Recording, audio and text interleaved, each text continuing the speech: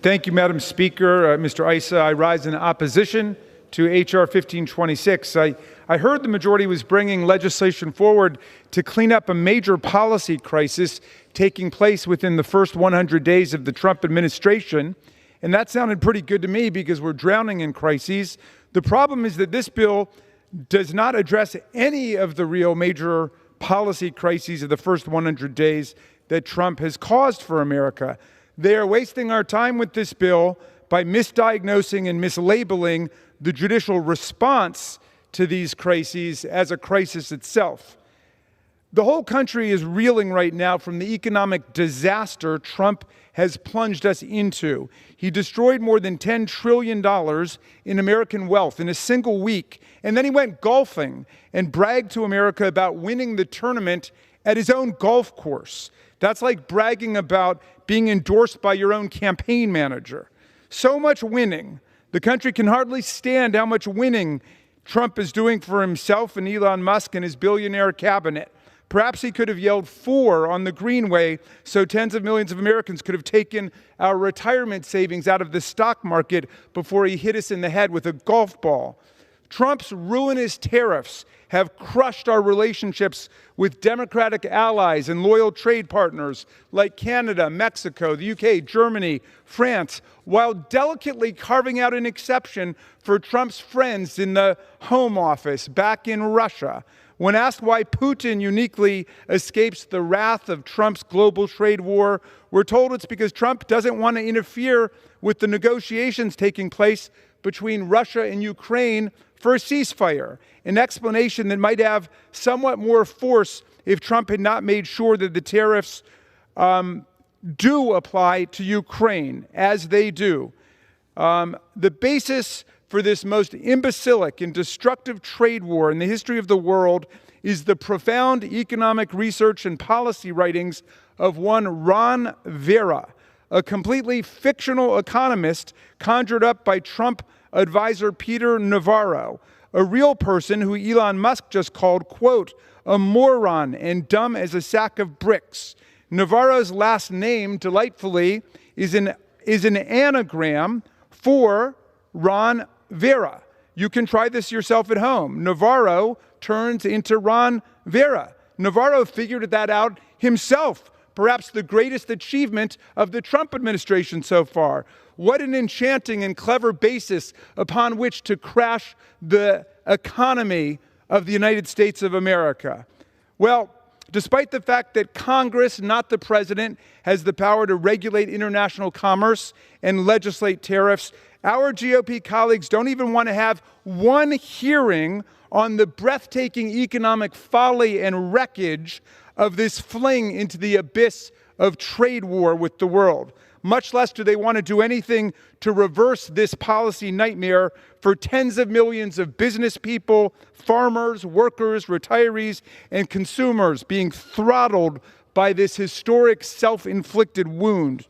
No, today they want to talk about the real emergency, which is the power of United States district courts to issue universal injunctions rather than just injunctions that apply to the specific parties in the case. It seems like a rather boutique and esoteric issue to raise in the middle of an economic catastrophe that they just foist upon America, but there's a method to the madness.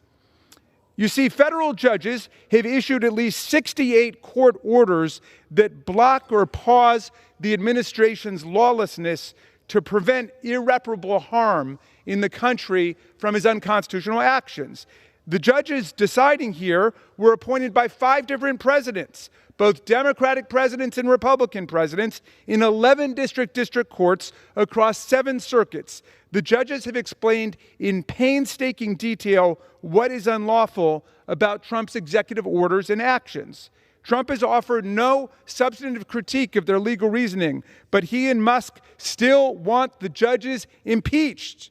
They say they should be removed from office simply for striking down the president's illegal policies, which is odd given that Trump and his party demanded for 4 years that federal judges strike down President Biden's policies like student loan forgiveness or immigration policies or EPA action on climate change. They seem to embrace Marbury versus Madison and judicial review of Democratic presidential actions, but not of Republican actions. Well, they say that's because Trump just won an election. He beat Kamala Harris by 2 million votes. Well, guess what? Joe Biden beat Donald Trump by over 7 million votes.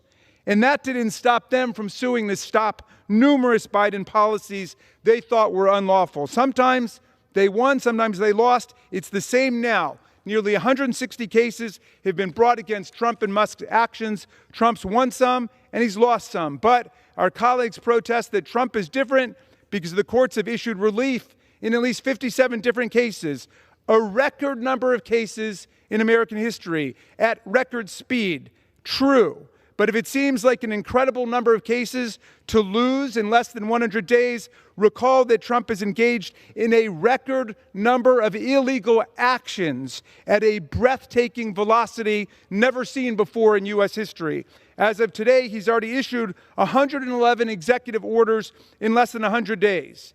Biden issued 162 in all 4 years. Trump can issue as many as he wants, but he's got to make them constitutional because if they're not, they're going to get struck down.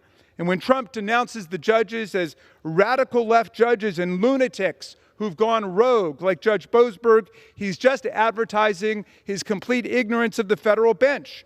Judge Boasberg is the chief judge of the U.S. District Court, first nominated to the bench by President George W. Bush, who was Justice Kavanaugh's roommate at Yale and a pillar of the conservative bar. We've impeached only 15 judges in U.S. history, always for serious misconduct like taking bribes, embezzlement, corruption, habitual drunkenness on the bench. Never because of a doctrinal disagreement. Never because of a judge's legal ruling. As Chief Justice Roberts said a few weeks ago, the proper response in our democracy to a judicial decision that you disagree with is to appeal the ruling, not impeach the judge. And Donald Trump has gotten some relief in some of his cases already. The system's working. We don't need to turn the whole world upside down to distract from the economic calamities they've brought upon us.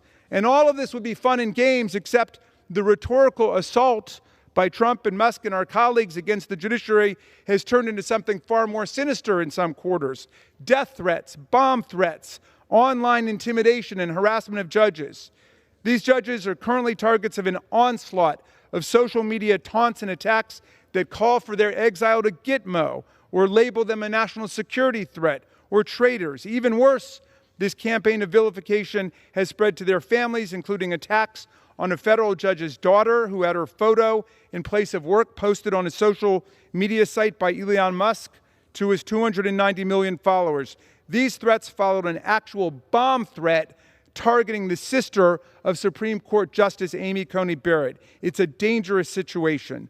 Well, now our colleagues want to pass the No Rogue Rulings Act, which would effectively ban federal district courts from providing nationwide relief against unlawful actions by the administration. Litigants could request injunctive relief only with respect to themselves. So, for example, if the president establishes a church or bans newspapers or imposes martial law, each citizen in America would have to bring his or her own case because the courts would not be able to rule to strike down unconstitutional action generally. That is patently absurd, and we're going to be able to explain how this legislation is a massive distraction from the issues that are really facing America. We reserve. Members are reminded to refrain